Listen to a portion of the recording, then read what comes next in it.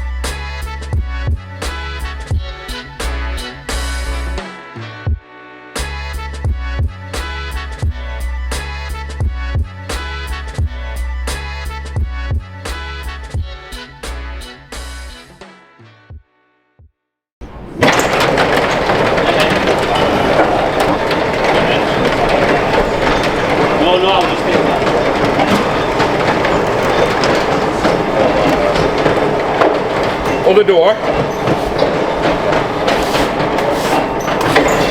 So, forklift's done. My dad has done a splendid job.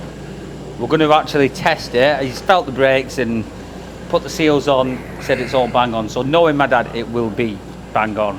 That's one thing he is good at. Well, he's good at a lot of things, but that's one of the things. Maintaining stuff, mechanical work. He's done it all his life from a kid, from fixing motorbikes and just old school, you know, very good with stuff like that. Did you drop the oil and put new oil in it as well? I don't know, maybe. I think he might have, you know.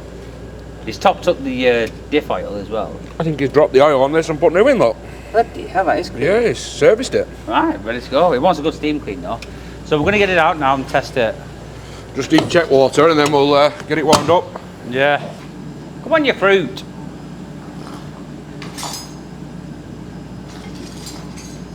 It might actually need a bit of easy start, you know this. No, it should be alright. Moment of truth. Make sure it pull cord's in. What are you trying to grab there? Hey! Hey! Love it, don't you? Getting a bit tired this engine.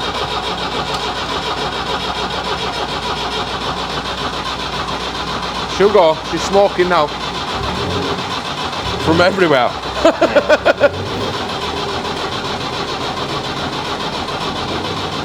Not gonna go.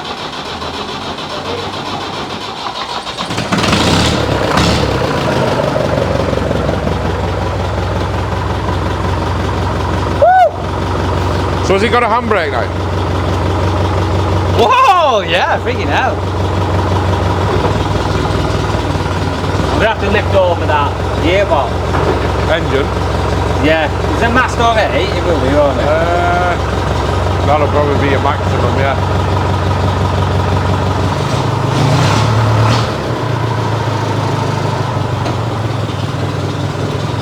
Right, just straight.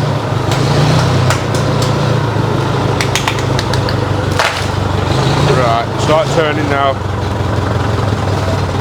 Go on. Right, come back a bit. Hang on, Jim. Yeah, go on. Right, press them brakes. Yeah? Is there good brakes? You are? I can feel them. They might come to a bit more. There's definitely brakes.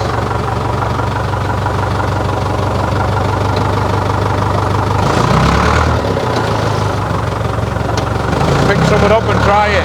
Pick this up behind you.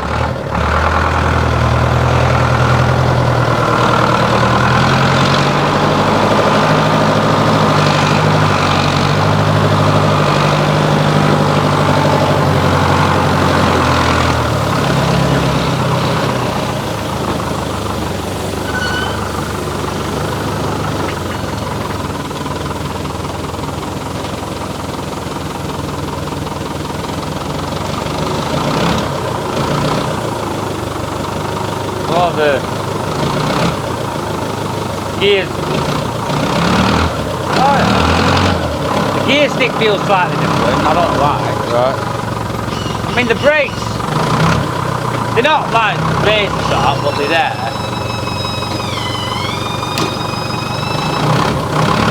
Handbrake's good. Yeah.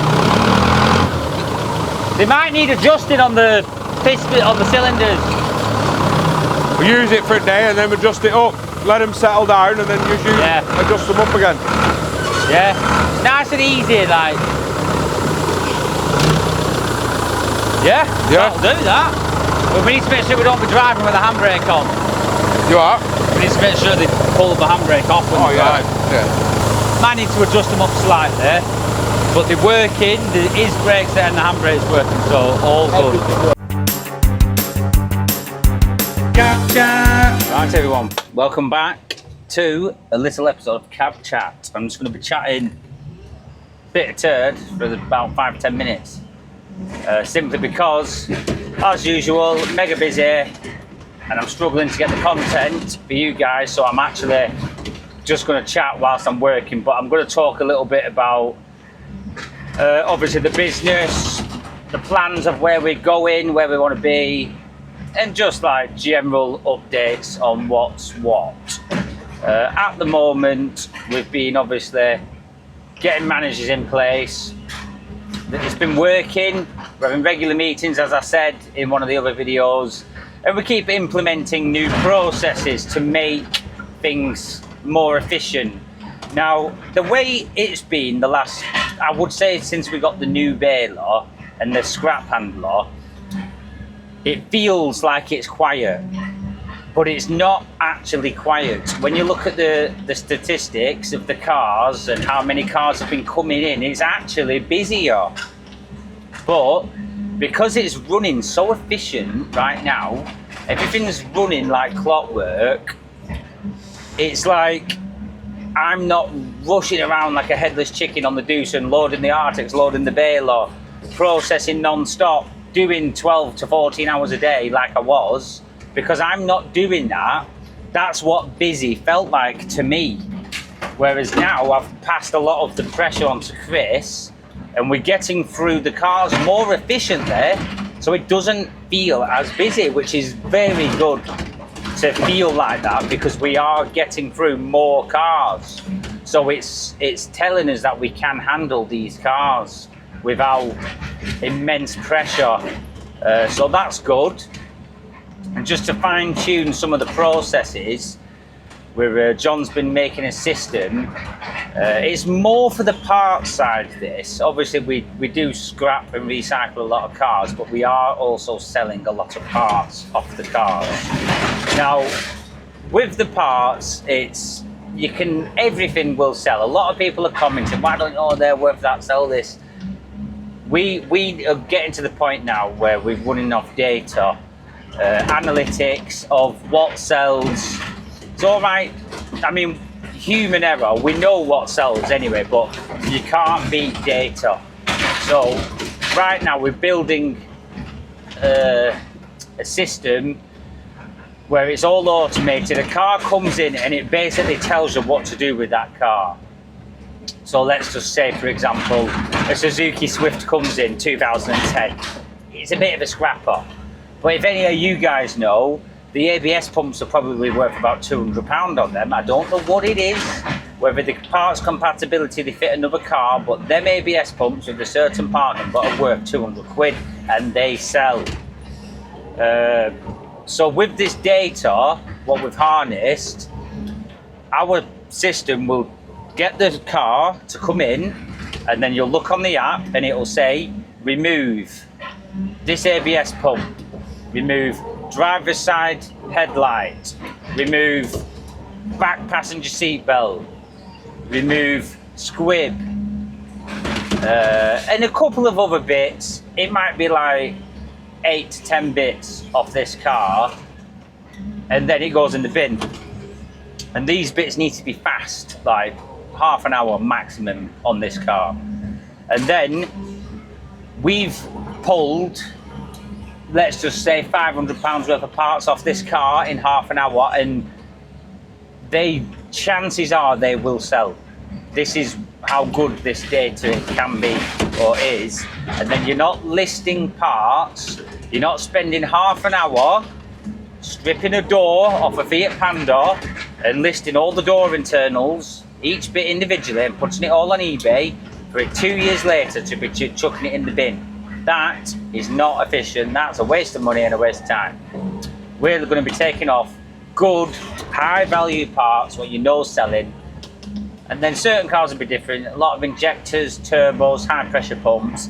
You know, we're going to be using the same amount of manpower, but we're going to be selling high value parts. So instead of being busy fools all the time, rushing around like headless chickens, there'll be less refunds, less packing, but same money, if not more. So that is what we're on with right now.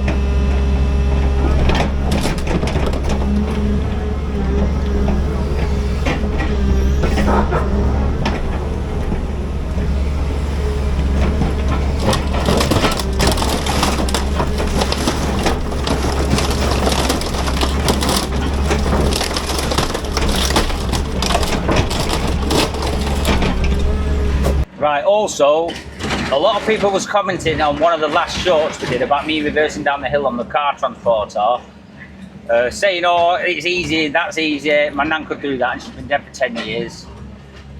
I know it's easy. Like, I've been saying this for the past 2 years.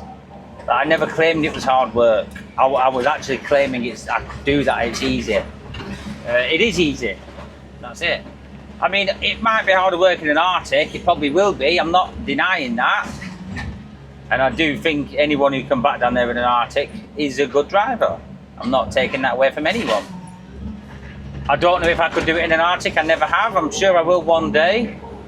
And that video will be coming out when I try it. So we'll have to see how that goes. But unfortunately, I do not have my Class 1 license, so I cannot even attempt it.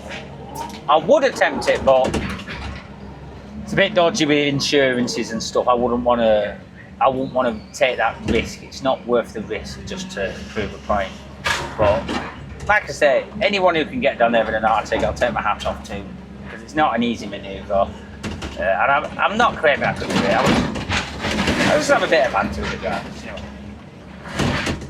So yeah. But the yard is running smooth at the moment. Everything's on top of. It's running good. There's some big plans for me and John in the next couple of years, and we just need to keep going. Like, we are slightly impatient, me and John. We want things now, but things take time. Time and money, and to make money, it takes time. So I do feel like we are just back to that working grind of working, not really so much spending. We're trying to just have a bit of a spend-free period, because obviously I've said it before, when it was buying the yard and all the machines, cash flows dropped. Just need to build it up a little bit and just try not spending as much. So I think it's going to be a good 6 months now of no serious spending. But we have to speculate to accumulate, and we will be investing everything back in. As I'm sure you're all aware, you've seen what we've done. It has grown at a super fast pace. So yeah, keep tuned everyone. I hope you enjoyed that bit of cab chat. Any questions anyone wants to know, get it in the comments for next week's cab chat. I will be chatting, answering some questions. I might even do a bit of chatting in the new podcast studio, because we've still not tested it out yet. So that's a good little test. You know what, we'll do that. Yeah, I'm going to do cab chat in the podcast, talking scrap. So get your questions in there now, yeah? I'm going to do a 10 to 15 minute segment in the scrap chat. No, sorry, not the scrap chat. The Talking Scrap podcast studio. And we're going to be answering your questions. So get it in the comments right now what you want to know. And I'm talking anything. I will answer any question to an extent. But still get your questions in. I'll read it out. And if I feel like it's a bit inappropriate, I might not answer. But I will try and answer every question. So if anyone wants to know anything about this business, or anyone here, get it in the comments now, and I will do my best to answer them all next episode. It's Friday morning, everyone's in the Friday spirits, aren't we, James? Yeah. Oh, I don't think James is in the Friday spirit. Sometimes. Oh, he's just a bit busy at the minute. This week, hectic, hasn't it, James? Just loads of stuff getting sorted out. James is making the new system to check all. John has mentioned anything. Has John he has done, yeah. So James is obviously building all the system. It's just taking loads of time with all the code and stuff. It'll be hard work, and then obviously phones are constantly ringing, customers are constantly coming in. We just literally can't get on top of anything. I get 100 questions through eBay about 20 car littering every day. Customers constantly calling, customers constantly coming in, so we're drained. It's Friday. So what are you up to, Anthony? Currently doing quotes, getting on quotes there, engines, gearboxes, random bits and bats. Don't matter, we've got everything for you, absolutely everything. So we've started doing a lot more brake link, haven't we? Yeah. We was actually mainly concentrating on eBay, But since we've like obviously getting the vans, you get a lot of quotes on BrakeLink, so we've just been doing all sorts on there. And yeah, it's going well, isn't it, Anthony? It is. I mean, what we're at Tuesday, we first started doing it and we did a few hundred quid straight away, weren't we, in the first few hours, so there weren't any messing about with it, just straight on it. It's not bad, is it? But we don't mess around when it comes to it, does it? We see it's on sold vehicle, we're going to sell it, send it, you sorted. That should be our new motto. What was that? What was it? Got it, sell it, send it, sorted. That was quite good, that. I might get a big sign saying that. Put it on mugs instead for them. Sorted. So yeah, it's just been really hectic. I mean, it always is hectic, but this week just feels different.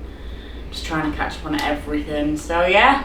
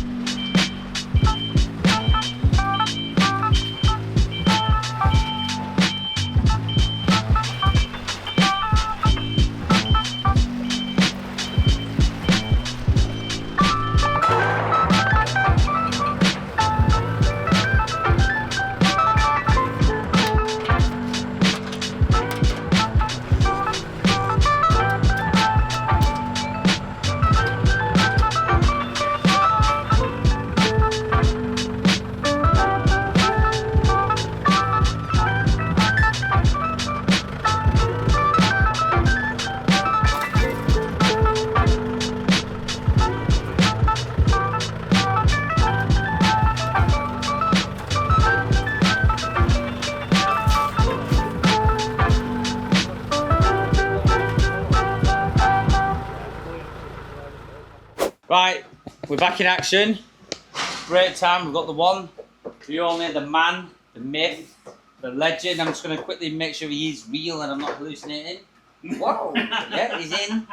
Kenny, come here for breaking a can, come on.